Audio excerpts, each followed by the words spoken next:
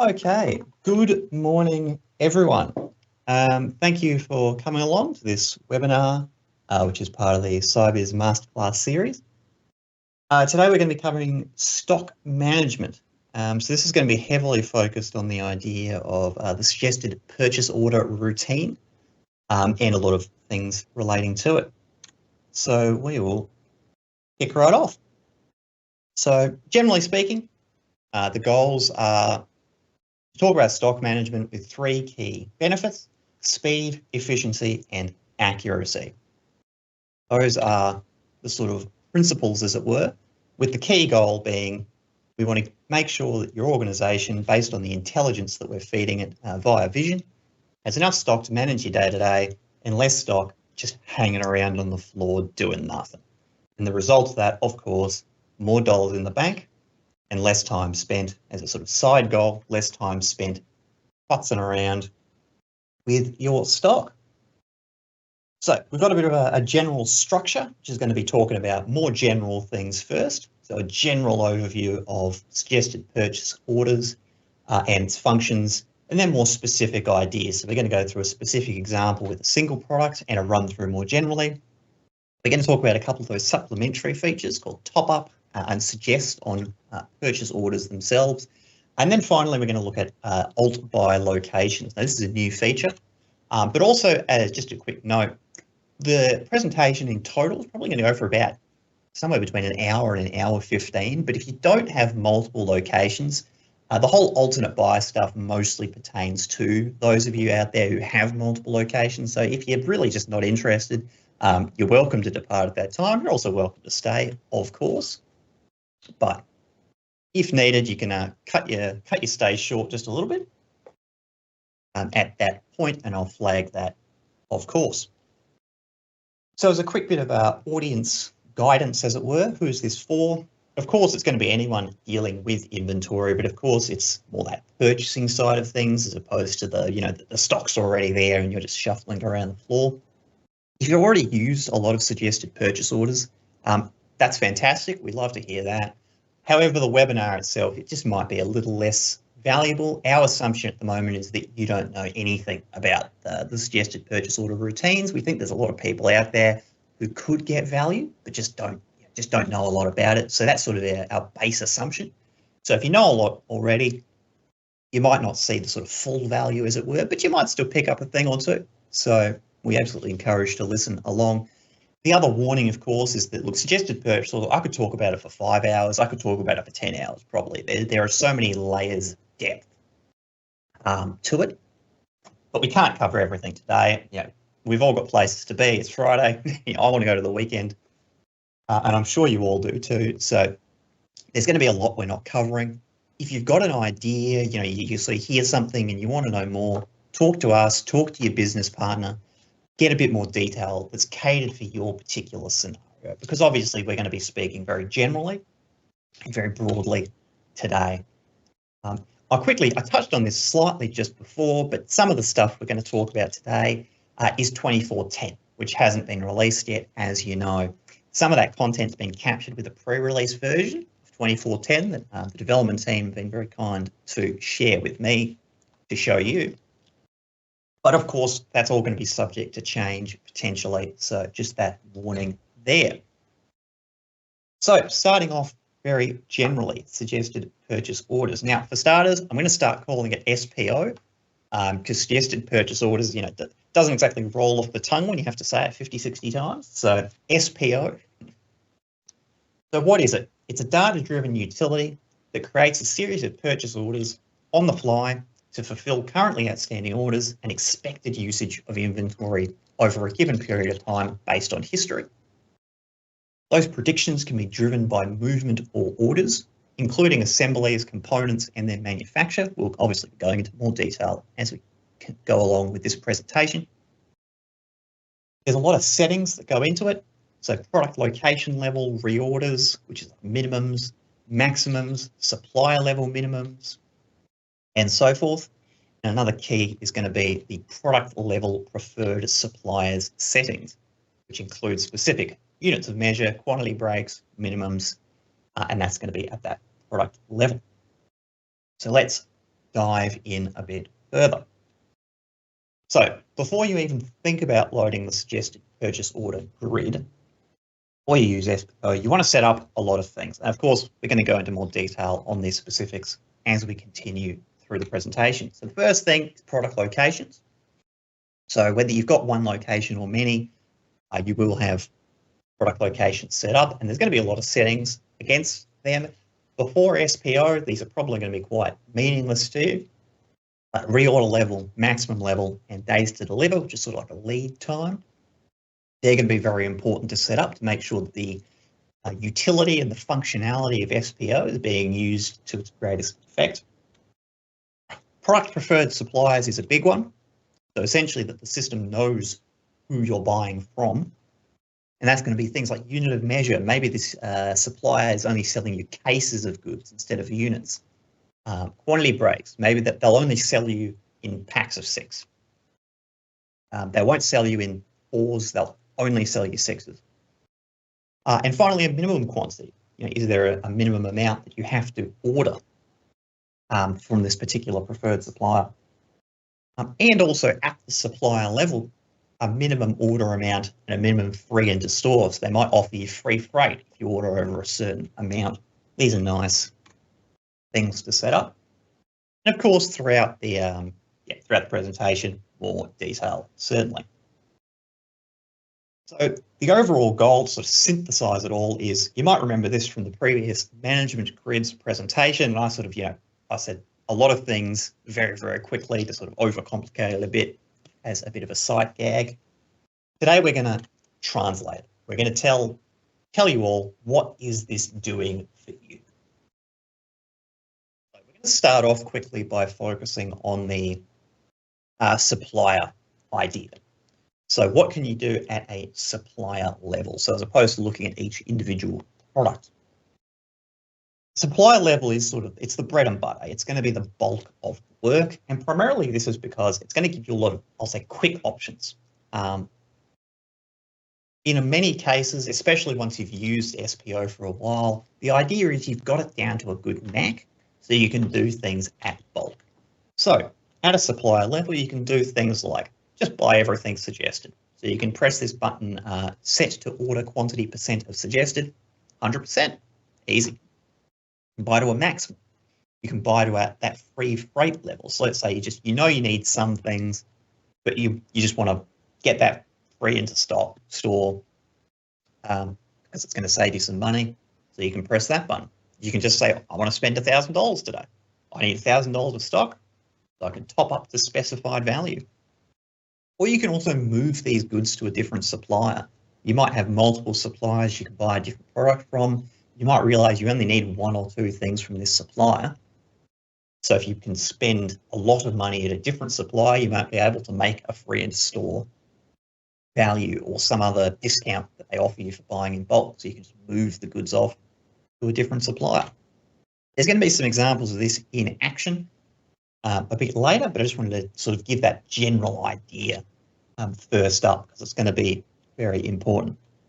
And there's a couple of notes again at that supplier level that I wanted to cover off quickly, which is that minimum order and free in stock levels at the supplier level, they really only serve 2 functions, guidance and functionality. So those top up 2 buttons, if you don't have minimum orders or free into stock, it's not going to let you press them because if you have no values, what are we going to top you up to? And the second thing is guidance. So you can do conditional formatting, you can do a lot of other things relating to it, but again, it's guidance as opposed to a rule. So you can break those levels at a supplier level, but at a product supplier level, those are rules. You can't break those. I'll quickly flip over a bit to the options for suggested purchase orders.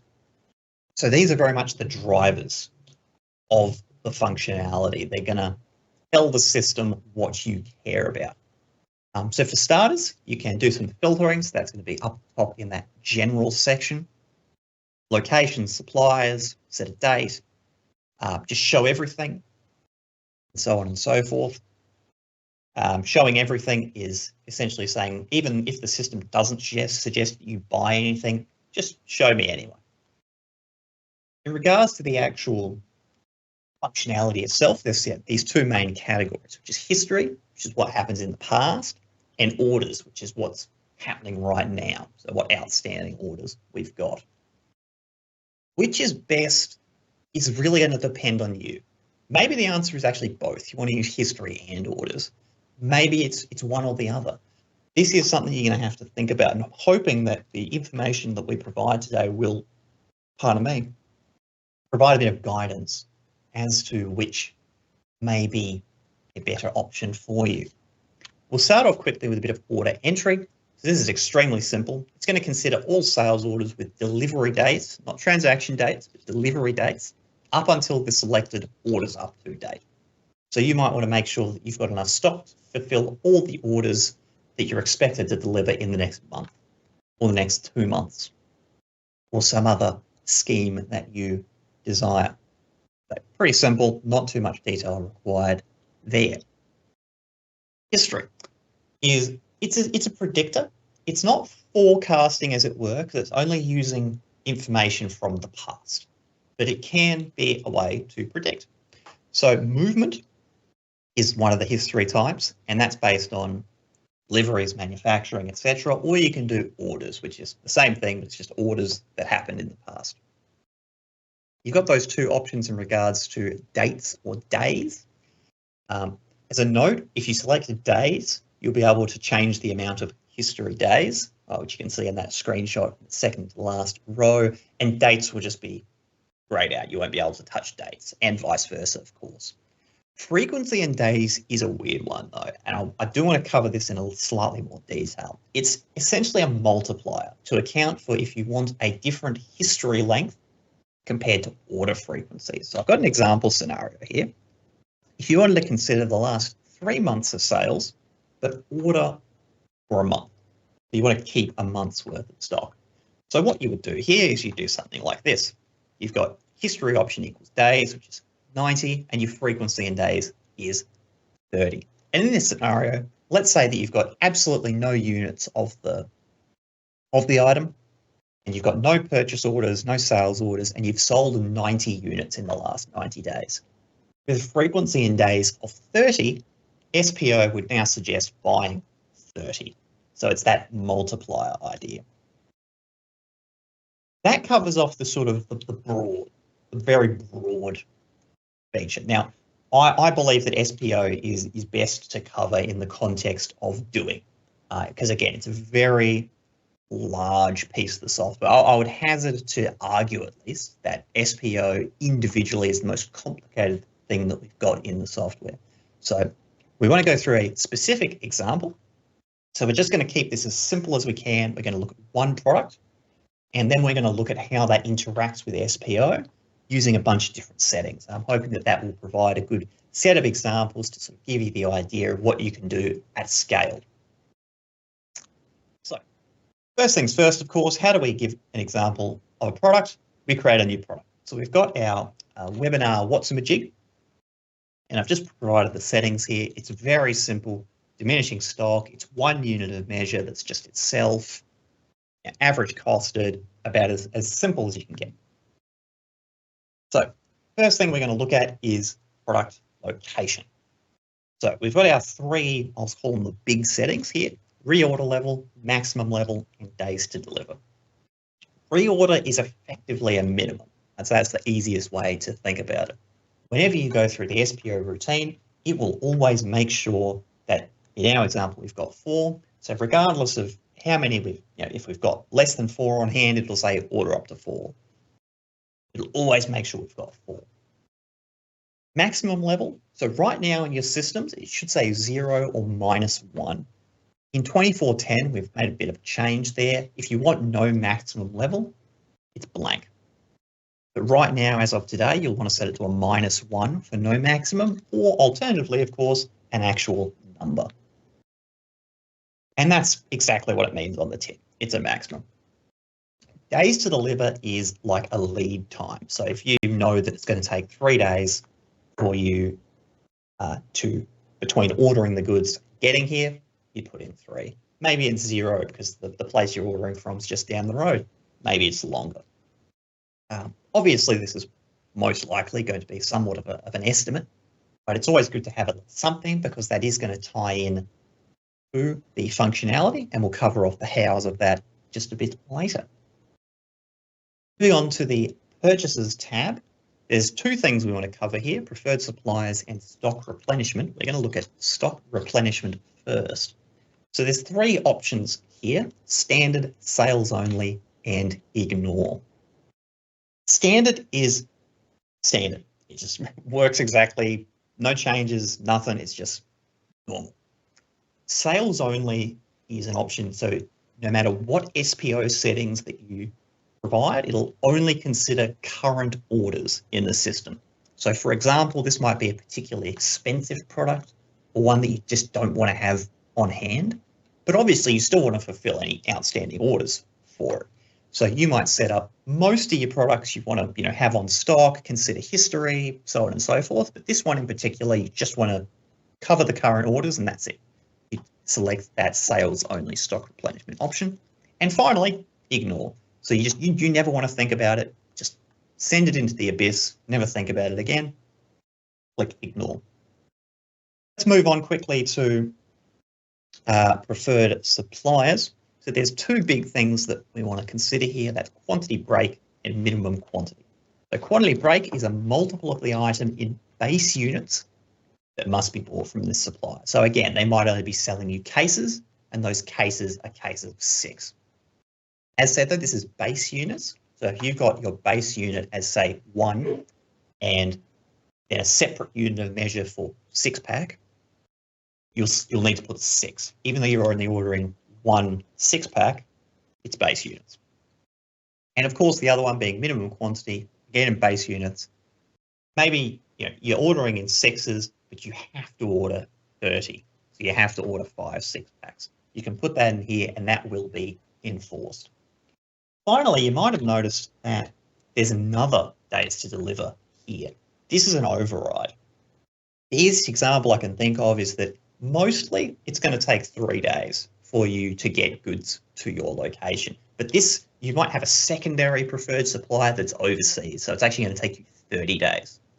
This will let you override the setting that you set against the product location. So that's about it in regards to the product setup. So I've got a bit of history. So we've sold a bunch of items. We've bought in 10, then we've sold 3, sold 4, sold 2, and that's on across the month of February and March. And there's also a few orders. So bang, smack of orders across a series of dates. The most notable thing here is that we've got a couple of outstanding orders. So we've got a purchase order that is outstanding for 2 units. And we've also got a sales order that's outstanding for 6 units. So these will come in handy as we move along. So first things first, we're going to use the simplest possible example of SPO. So this is what it's going to look like when you've put in all your settings, you hit refresh, you have a look at the product, and this is what you're going to see. The key, and I'm just going to bring up the laser pointer here so you can see where I'm looking. The key idea, this is the final number as it were, is going to be your suggested quantity. So this is what we're saying based on all your settings, all your history, all the data that we have. This is what you think. This is what we think you should do. Now, since I'm actually not using history or orders here, the only thing the system's going to care about is reorder level. And that might be a valid option for you. You just want to restock to your minimums, being your reorder levels. You don't care how many you sold this month or how many is on order. Don't worry about it. Just get me back to my minimums. And that's perfectly valid use of SPO. And in this case, it's going to do exactly that. Now, how's it coming to 1? And we'll do this with every example. So we've got 1 on hand and we've got 2 on purchase order. If you've already got a purchase order out, for the purposes of SPO, it considers it as if it's on hand because you don't need to order it again. Makes sense. 1 plus 2 is 3. Our reorder level is 4. Therefore, it says 1. Now, I'll ignore force quantity for now because that's going to come in a bit more pertinent later on in our example set. So Moving on to the next example, which is just a simple orders example. So in this case, we've got 1 on hand and we've got 6 outstanding. So you can consider our stock like at -5. We've got 2 on purchase order, so we're at -3, but we need to get to 4 because our reorder level is 4. Therefore, we need to order 7, so the system says order 7. No worries. But again, still pretty simple stuff. Moving on to history. So in regards to this, we're looking at the days 1st of March to the 25th of March. So our frequency in days is the same, so there's no multiplier occurring there. We've also set orders back to false, so once again, sales order quantity is ignored. 1 on hand, 6 movement, 2 purchase orders. Now here's where force quantity as suggested is going to come into play. So I'll quickly now explain the difference between the two. So 3 makes sense there. 1, we've got 6, 2, back to 4. The difference between force and suggested is that the system considers an outstanding order that you want to fulfill and your reorder level a forced action. So you must get back to your reorder level. You must fulfill your outstanding sales order. But history, you might want to, you might not. So the force quantity, whenever you're doing any functionality like a set to percentage, it will never go below the force quantity. So force and suggested are exactly the same, and you say set everything to 50% of suggested, it's going to be 100% of suggested because it's at the force quantity. But in this case, because we only need 1 to get back to our reorder level, we're only forced to buy the 1. But if we also want to consider our all history, which is 6, we actually want to buy 3. So that's going to get us up to that total of 6.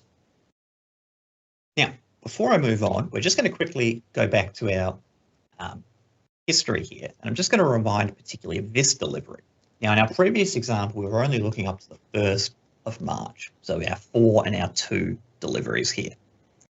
In this case, we've also got a delivery here on the 15th of February. Now, let's say we've got this set of settings. Option dates 17th of February to the 25th. But our movement history has gone up to 9.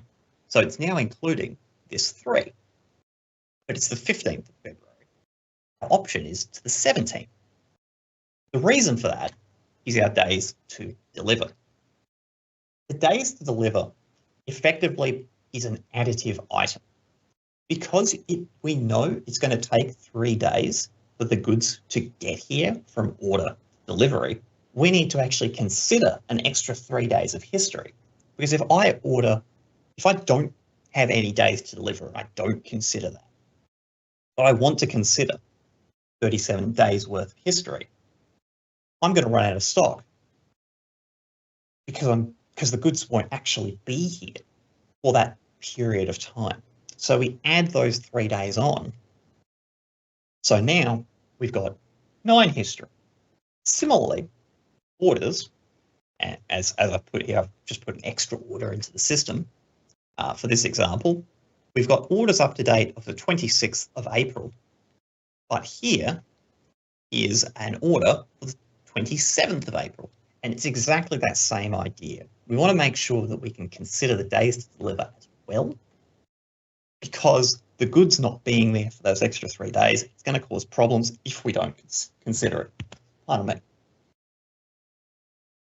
Finally, I wanted to give an example of frequency in days. So I'll quickly jump back here. So when we're doing our options dates, 17th February to the 25th of March, we get 9 units of movement history. Here, however, if we use the same dates, but we take off 7 days, so our frequency in days is now less than the number of days that history is covering. You'll now notice that movement history is 7 instead of 9. There's no way you could just look at your history grid and get to 7, because there won't be anything that adds to 7. What frequency in days has done is it's multiplied down, similar to our 90-day, 30-day example before. And it said, okay, we know that 9 units have been sold over this period of time. But because you're only looking to cover 30 days worth of stock, we're going to say, okay, you don't actually need 9 because you'd need 9 for the full range, only need 7. And so it's adjusted the history accordingly, which has also adjusted our suggested quantity as well. Okay, finally, in regards to this, I've also just got an example here where we use both. So transaction history, again, frequency in days being matching the date range, and our order entry. Our extra order has disappeared because that's a little bonus one for that particular example. But once again, we can see how quantity on hand merges with movement history and sales order quantity and our purchase order quantity and our quantity on hand to come up with a different force quantity, which is just going to cover our quantity on hand, the outstanding sales orders, and our reorder level, and a suggested quantity, which is going to cover that full movement history as well. So that's a one product example. So what I'm going to do now is turn off my laser pointer. We're just going to have a look at a live example. So this is going to cover a lot of different concepts. Some of them we've covered before and some of them we haven't covered yet. So let's go to Teams, go to Vision. So I'm just going to quickly make sure. Yes, very good. Saw a little bit of my taskbar, but that's okay. So we're in Vision and I've set this up before. So I've done a lot of different stuff. I've done some orders, I've done some history, I've done some deliveries. We're not going to be too fussed about the numbers at this point. What I want to focus on in this example is just the actual functions of suggested purchase orders itself and how that interacts. There's a couple of things we'll cover in relation to the numbers, but not too much.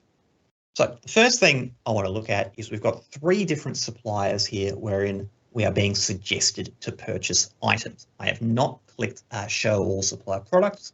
So this is just what's suggested. Now, since we've only got one product under the Cisco Corporation, there's probably not much of a point of putting in a full order for just one item, my malfeasance machine. So in our example, what we're going to do is we're actually just going to right click. We're going to move this product to a different supplier. Now we can actually choose any supplier in our system, but in our case, we're going to choose the one we've already got a bulk of products, which is Sybiz Vision. We hit move and it disappears the Cisco Corporation because there's no more products there, and it brings Sybiz Vision, and now we can see that grouped under there.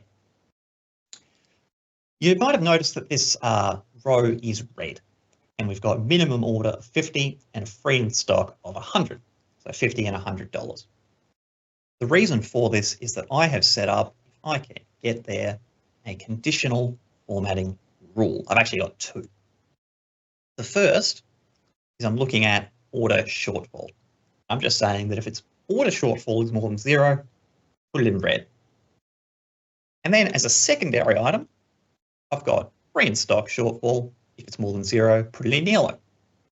So this one, the one in red, is occurring first because I want to see red before I want to see yellow. Red obviously being more pertinent. So, for example, if we select this line, we'll be ordering $54 worth of items. Order shortfall is now 0. Now we can see, yep, we actually need $46 more if we want to get to the free in stock. We hit another row, that's not enough. Hit another row, now we're all good. So that's just a quick example of how conditional formatting can be used to very quickly go, oh, yep, haven't made our minimum there, haven't made our free in stock. The key though, and as I mentioned before, is even if I had this scenario where, let's go this line.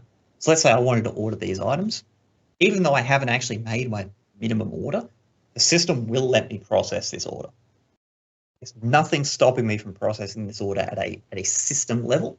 You might have some customizations, some breakpoints that prevent the actual purchase order from being processed potentially. But from an SPO perspective, the minimum order and the free in stock, they're guidelines. It's not enforced. However, as mentioned, there is a difference between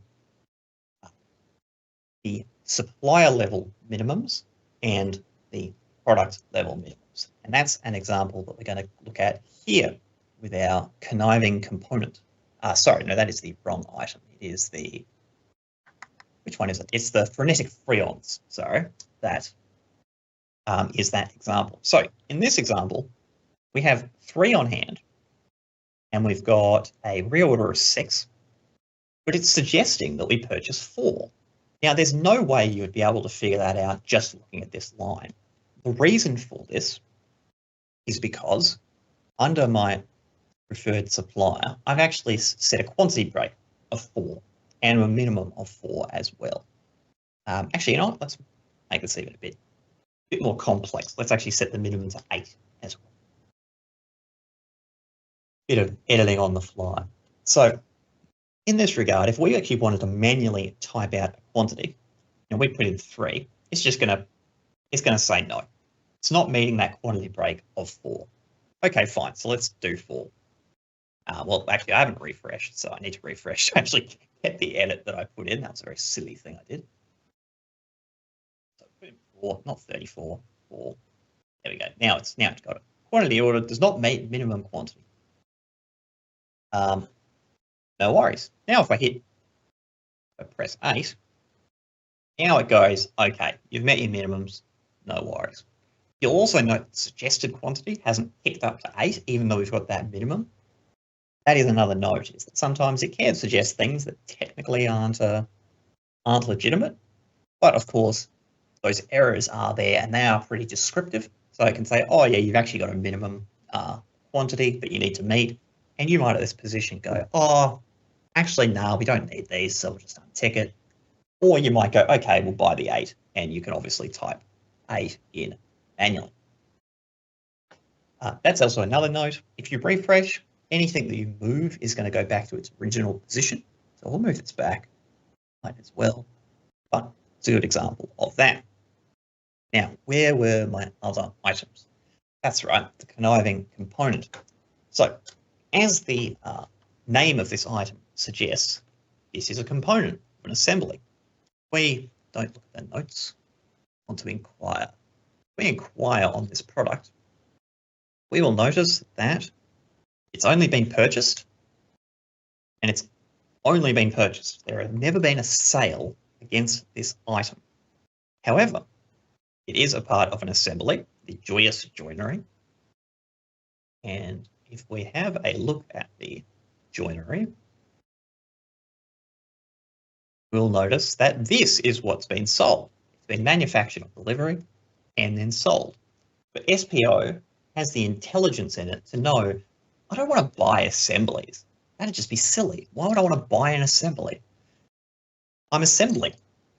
That would be ridiculous. So instead, SPO says, I know that you were using this as a component, so I'm going to consider that movement instead of the movement of the assembly. So coming into here, it actually does appropriately say, hey, you've got 5 sales history of this component, you should buy some. Finally, I wanted to look at some right-click stuff. So this is a good example. So let's say we should really be doing this a bit more methodically. If we right-click here, you'll notice because I don't have minimum order or free in stock, I can't top up the minimum value or top up the free install value. As I said before, it doesn't make sense.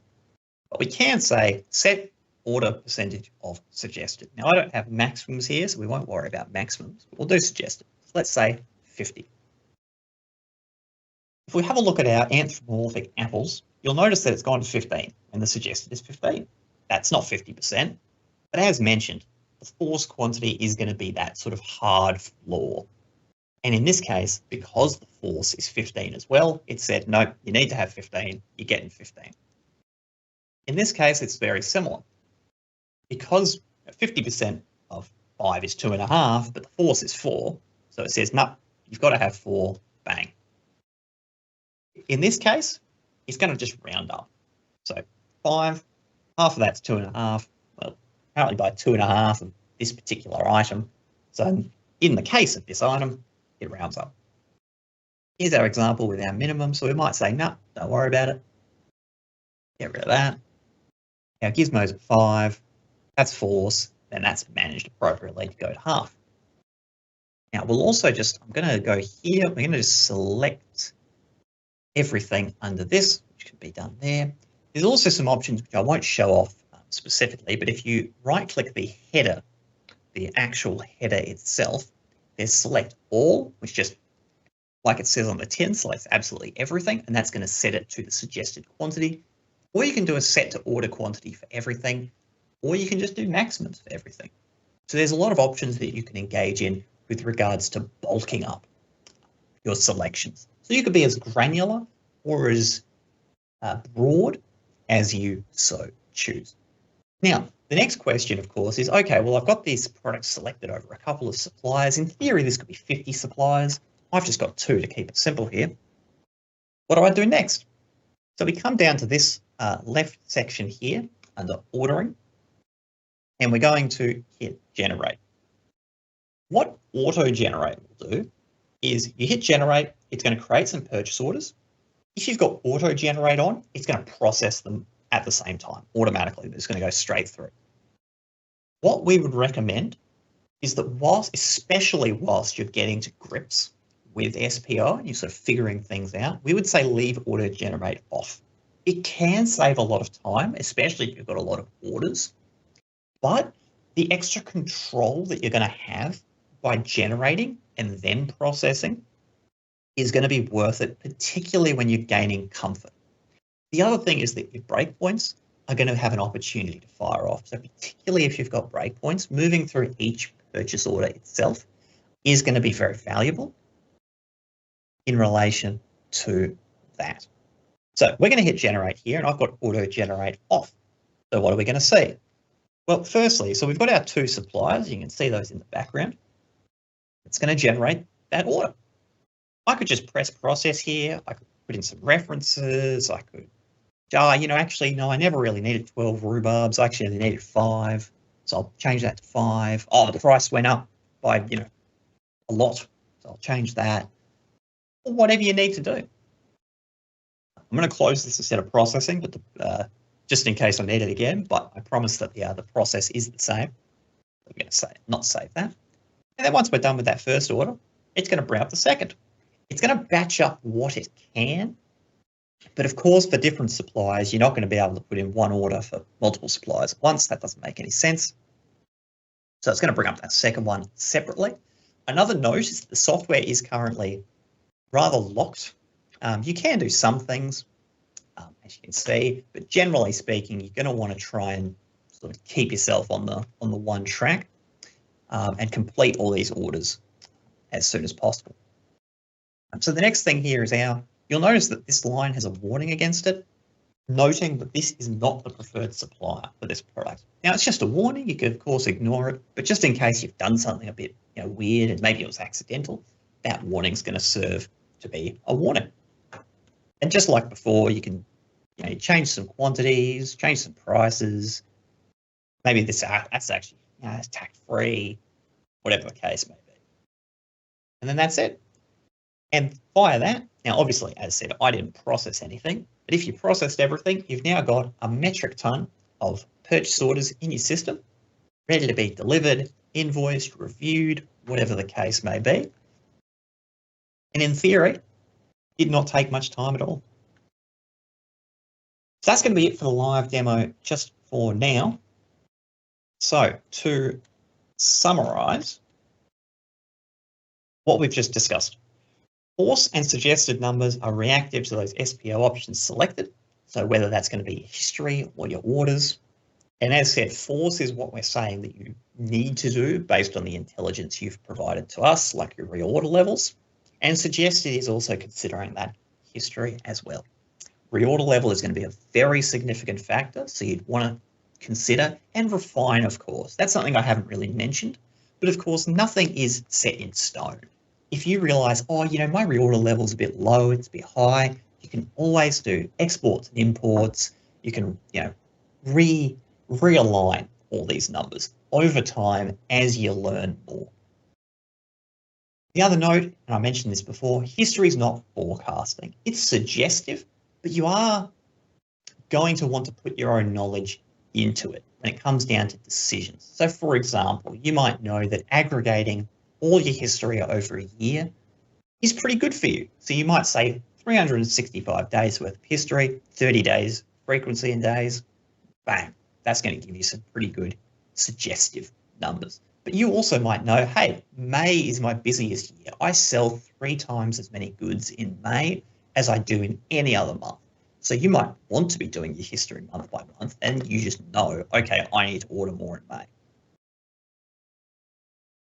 Days to deliver, as I said, very important in regards to accuracy of fulfillment, whether that's orders or history, making sure you've at least got something there if it is going to take a number of days for you to get your goods. Putting at least something in there is going to be very valuable. So that's going to be it for that sort of SPO section. We're going to move on to a couple of other items. These are sort of subsidiary items to SPO, but they are going to help with stock management in the general sense. So these are the top-up feature as it exists in the SPO grid, and also the suggest feature on an actual purchase order. So what is the top-up screen? Of course, is the question. So if you're on an SPO grid or a purchase order, the main uses are going to be to top up to a minimum or a free in-store value, and that's topping up your reserves from the same supplier. So the key note is this 100% requires set up preferred suppliers. Some of the things we've discussed today, yeah, you could probably get away with not setting up your preferred suppliers. This 110% necessary. Pardon me again. The main driver, as it were, of priorities as to what gets topped up is this idea called stocking factor. In short, it's a bit more complicated than this, but the easiest explanation I can think of is it's an estimate of how many months of stock you have based on your current orders, history, and whatever intelligence we have. In regards to the SPO top-up grid, the key concept here is that it's an extension, not a replacement. One of the key ways that this is done is if a product exists on the top-up grid, it does not, sorry, other way around, I apologize. If it appears in the SPO grid, it does not appear in the top-up grid. And I'll give a quick visual demonstration of this. So you haven't seen the top-up grid yet, so it's not going to make much sense. Don't worry, there will be detail. But we've got 4 products against Service or Us, and I don't have Show All Supplier Products ticked. So the Devilish Doodad and the Webinar What's-a-Majig are there, and you'll see they're not in the top-up grid. They're not even an option. You can't select them, can't see them. As soon as I select Show All Supplier Products, the wacky widget and the generic gizmo move to the SPO grid, and then the top-up grid totally empty. So let's talk now a bit more in detail about the top-up grid. So we've got an example here. We've got our webinar What's-a-Majig once again. Got some settings there. They're not as relevant. The main thing that's relevant is the fact that I've ordered in this example $15 worth of stock. If we right-click the supplier and click top-up supplier, not something we did in our previous example, it's going to present this screen, the top-up screen. The main drivers that you're going to be looking at, most likely, are going to be this set of values. You'll notice that the suggest order amount of $15 has already been input. And in this case, against this supplier, I have a minimum of $20 and a free and to freight value of $40. So you can see there, it tells you how far away you are from those numbers. Now, I've obviously used quite small numbers. You more likely have values in the hundreds of thousands or tens of thousands of dollars potentially. But to keep it simple, of course, I've kept the numbers small. So in this case, we've also got this stocking factor. And this is what I was referring to before. The suggestion is that based on the fact that I've got 35 on hand and a movement history of 25 and a sales order quantity of 5, the system is saying, yeah, you've probably got about a month and a half of stock. It is estimate. It is based on just what intelligence that we have. But it's assuming all is equal, it's pretty on the money, at least from the general evidence that we have available to us. So moving on, let's click top up to minimum value. What happens? The first thing that happens is that you'll notice that the first line gets selected. This does a number of things. Firstly, the stocking factor itself has actually updated. The total is now $6. We've got 3 units at $2 a piece. Then, oh, no, I didn't have an extra box there. You'll also notice in the top right, actually, let's bring back our laser pointer. That'll be nice and helpful. You'll also notice in the top right that our minimum value is now outstanding 0 and our top up is $6. Since, again, similar to before, because there's no concept of this particular item being able to be ordered in parts, it's rounded up. We can't buy 2.5 units to bring it to exactly $5. So it said, okay, I need to buy $6 worth of goods. It's $1 more than that minimum, but it's the minimum that I can purchase to meet that minimum value. Nextly, in a similar vein, if you hit top up into free into store value, once again, the stocking factors have increased and our quantities are a bit higher this time because we need more value in order to meet those amounts. Similarly, our free freight amount is now $0 and our minimum value is also met, of course, and our top-ups total is now 42. That's about it for the top-up screen. It is relatively simple. I haven't covered the top-up to specified value button, but it very similarly to the minimum value and free into store value buttons, extremely similar and does what it says on tin. So next up, we have the purchase order suggest feature. You have to select a supplier once you've opened a purchase order, but then you can click the suggest button. This is in the home ribbon under file. You're going to see a set of options. Now, assuming you haven't skipped to this part of the presentation, these will be very familiar to you. History, orders, history type, frequency in days, so on and so forth. So these should all be very, very familiar to you. And once you select those, you're going to get a very familiar screen. It's the top-up screen yet again. The key limitation that we want to cover here is the idea this is for creating new orders. The idea is I need some stock. I'm going to press the button.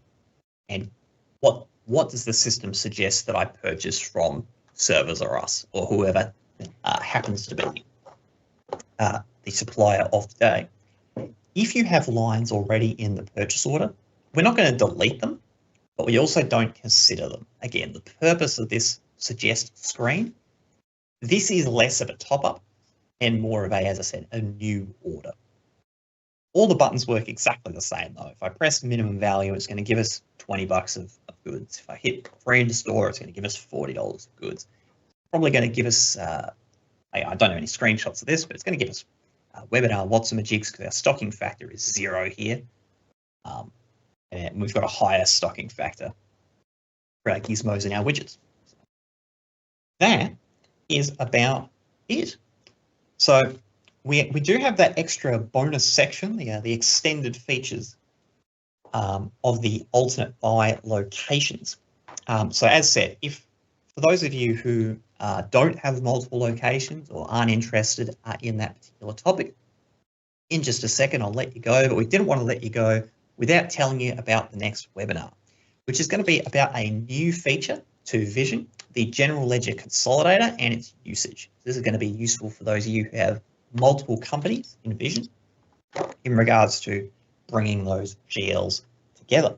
That's going to be on the 17th of May, well in time for the end of financial year. So for those of you who are interested in using that feature, do keep an eye out on your emails, your newsletters, and absolutely get involved. Also, if you do have an idea for anything you wanted covered by a webinar, get in touch. The email to get in touch with is sybiz@sybiz.com. I do have a quick opportunity for questions here before we let some of you go. Just as a quick note, if you have thrown in any questions and we don't have the opportunity to get to them, drop us your email. We will have the opportunity to respond to those at a later point, and we'll do so when possible. But hopefully, if there are any questions at the moment, we can cover those off now.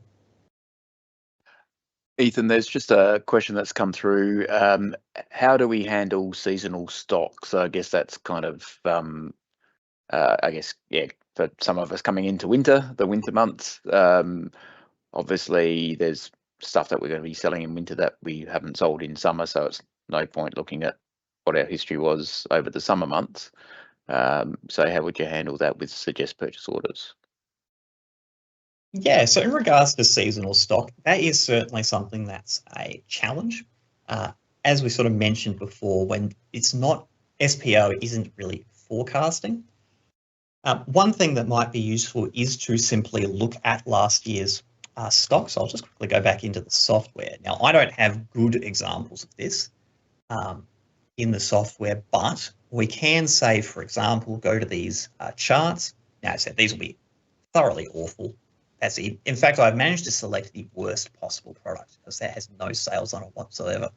But we can have a look at, say, for example, our product charts, and we can do a bit of alternative analysis. Once you've got that first month, so to use the example of winter stock, we would imagine that's going to last for 3-4 months maybe. Once you've got that first month, you might be able to use that first months of history to really drive SPO. We would probably suggest that alternatives are going to be required, particularly for that first month. If it's seasonal, you can't really use a full year as an aggregate.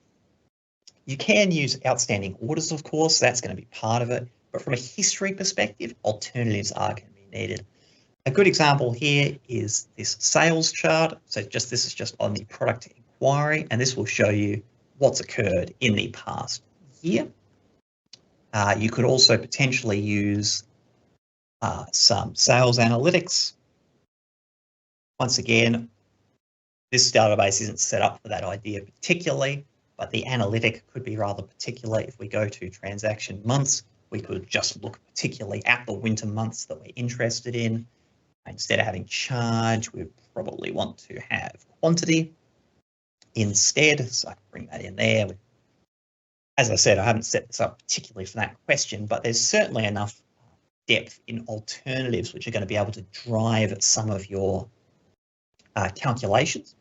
But as mentioned, once you've got that 1 month in, you'll then be able to use that 1 month as a driver to actually properly get back to using SPO. But that's probably how I would do it, at least in the first instance, as it were. But of course, everyone's different, and that is why we, of course, say, speak to your business partner, speak to us, and we'll be able to come up with a scenario and a solution that is curated for your particular needs.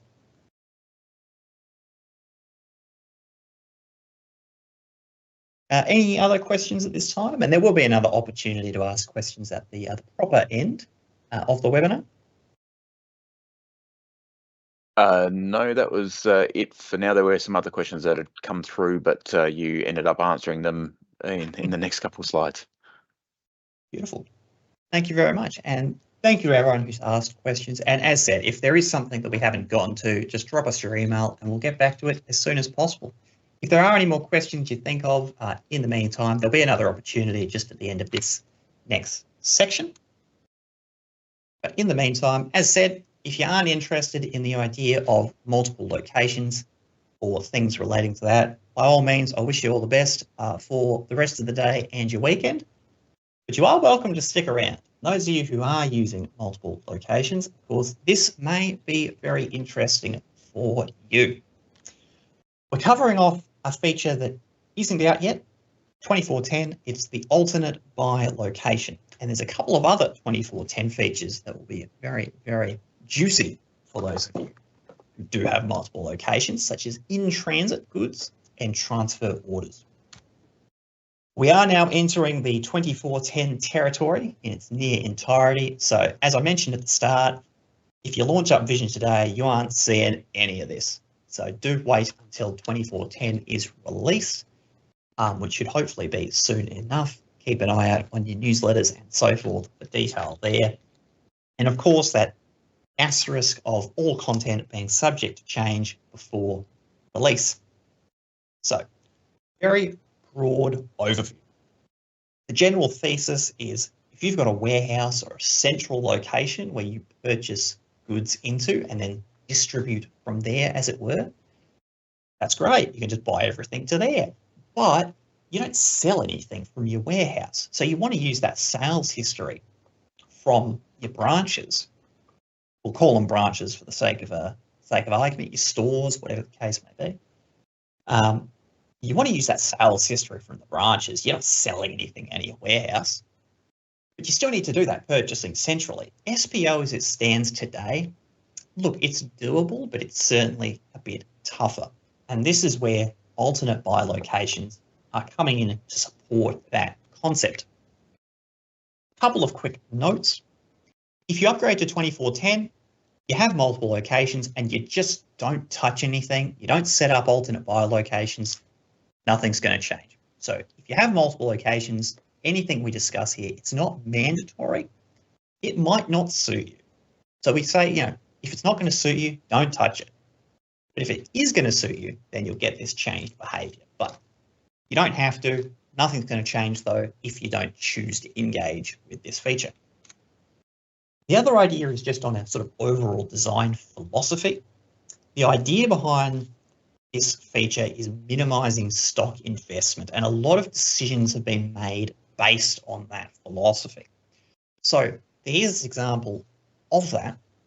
Easiest example, is that there's an assumption overlaid you're going to transfer as a first priority over ordering stock.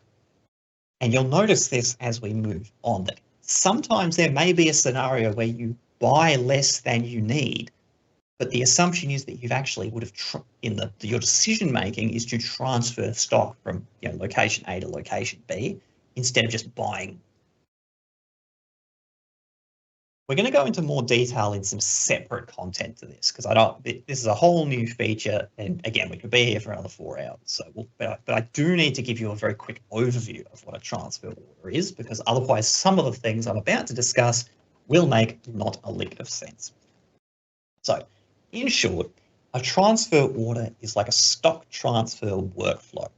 An order can be placed, then dispatched and receipted. So that's sending it out and then getting it. It's sort of like a purchase order in that it has a purchase or a sales order in which that the order is placed and then other transactions are done in order to complete the order. And there's obviously grids that support it and so forth. But again, I don't want to go too deep into transfer orders today. The other concept is this idea of in transit. So we can set up locations so that between dispatch and receipt, whilst the goods are on the road or in the air or on the water, the goods can be in an in-transit location. So it's not represented against the destination. It's also not represented against the source because it's not in either. But the system knows that eventually the goods will be at the destination location. So thus far in the examples that I've had so far, we've only had the one location, which is location 1 main. We do now have a few more. Now I want to give an example here of what an in-transit location looks like. It's a bit of a sneak preview, as it were. This is branch 1, IT branch 1. So we've got a flag here that says in transit. And then you'll also notice the destination location. So the idea being is this symbolically represents, say, a stretch of road or a highway between your other locations and branch 1. So whilst the goods are in this location, we know that it's on a truck or in Toll's warehouse or whatever the case may be, on the way, and eventually it will reach branch 1. We've also got our webinar Whatsmajig, and we've done a bit of setup here. In particular, we've got location 1, which has a maximum level of 50 and some days to deliver. And we've got a branch 1, with a reorder level of 10, because let's say that's my more popular branch, and a branch 2 with a reorder of 5. We've got these two in transit locations, but you'll notice we're not buying or selling or doing jobs out of these. That'd be ridiculous. It represents, again, symbolically a stretch of road. You don't sell things off the side of the road. Well, some might, but in this in-transit scenario, of course not. Now, we've got a ton of transactions. Some of these are the ones from before. Some of these aren't. In particular, we're looking at the location column here because, of course, we really want to focus on those ones that are for those branches. Once again, we've got a couple of orders, and some of them are outstanding. In particular, these ones, just a couple of sales orders. The only outstanding purchase order is the same one as before, which is to location Maine. So we've got our SPO grid once again. Now, at this point, I haven't utilized any new features. This is just how it would look in theory if you booted it up right now in 2402. So we've got 3 branches. We've got our location, main, branch. We've got some reorder levels. They're all separate. Some quantity on hand, none in main, 3 in branch 1, 2 in branch 2. And there's some history. There's some orders. It's a mess. It's all over the shop. No worries. Let's now add those alt by locations. So this is on the product location screen. The key is, in order to set an alt by location, you have to have purchases equal false. The idea here is that if you're buying to somewhere else, you're not purchasing to the branch. You're purchasing to the warehouse and then shipping it off from there. The branch is just an outlet. So we've got our alt by locations now set to 1. And again, I'll just remind of the reorder levels, which are set at the branches, not main, but the branches, and that maximum level at main. So this is what it now looks like once we've set those up. We've got the same settings, the same transaction date and so forth, but the key is that you'll notice that we are now ordering just to main, but that our reorder levels and our history and our sales orders have all amalgamated. So we had a reorder level of 0 against the actual main location itself, but it said, well, I know that you've got branch 1 and branch 2, which have reorders that equal 15, so we're just going to put those together. Sales history has all been added together. Sales order quantity added together. Quantity on hand is also the key. We have no quantity on hand in main itself, but it's assumed if you want to consider the idea of alt by locations, the stock that's available in each individual branch is considered as if it is available everywhere, i.e. you can transfer between the branches, or warehouse to the branches, or whatever the case may be. Once again, this comes back to that philosophy of stock minimization. We want you purchasing less stock because that's just wasted money on the floor if you don't need it. This impact comes into play with regards to our force and suggested because this quantity on hand is being considered, even though it's not at the warehouse, but at the reorder level, sorry, the branches, which each have reorder levels, the force is going to be 5 units less. Suggested quantity is going to be 5 units less, even though they're already at the branches, all being summed up. We've got a couple of just alternate examples here. So the first is we've turned off transaction history. So that's just considering our quantity on hand with some sales orders, purchase order quantity, all equals up to 0. So therefore force equals reorder. And history is true. Now orders are false. And similarly, we've got less force because we only need to get back to reorder 5 plus 2 plus 8, 15. But then there's also that idea of getting up to our history, hence ordering 13 to make 5 plus 2 plus 13, 5 plus 2, which leaves us needing 13 to get to 20. So that is the summary of what an alt by location can do for you. You want to finally consider a smaller item, which is the in-transit example. So this is without the idea of alternate by locations, because it's a bit less pertinent in that context. So we want to cover the effects of an in-transit location. We do need a before picture. So in transit, as I said, we've taken alt bys out of the equation, so we're now just using branch 2 normally. We've got our quantity on hand of 2, force of 3, suggested of 6. No worries, that's our scenario as it stands right now. We've got our transfer order, and that is going from main to branch 2 with a quantity of 3. And we can see here that the branch has, so the in transit to branch 2 has that quantity of 3 there and available against it. To that end, SPO is going to see a difference. It's going to see that difference by saying the quantity is against the branch. Even though it's not actually there, the system is saying, okay, if it's going there, that's close enough. We don't need to order goods to a branch where goods are already on the way. It's sort of in the same methodology, as it were, that a purchase order is considered sort of to be quantity on hand. It's going to be there. We don't need to buy more. And in that regard, that is going to be about it. So, quick summary and conclusion of what we've discussed today. Firstly, a judicious use of SPO, top-ups, and alt by locations, it's all going to help business run efficiently. It's going to save time during the ordering process, but most pertinently, it's going to be able to let you keep less stock on the floor thanks to all the intelligence driving SPO and more money in the bank. Always a good thing.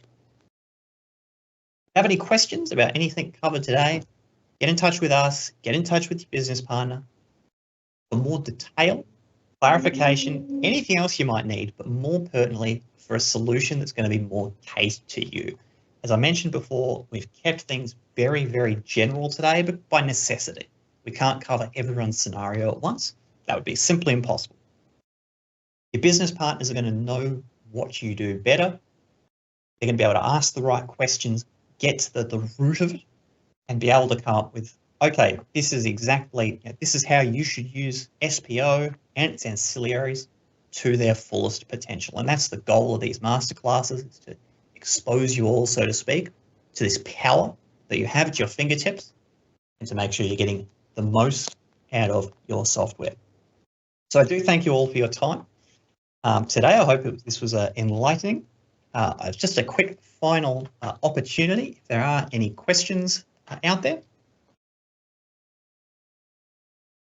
There's a couple there, Ethan, but they're very specific, so not really fit for a general audience.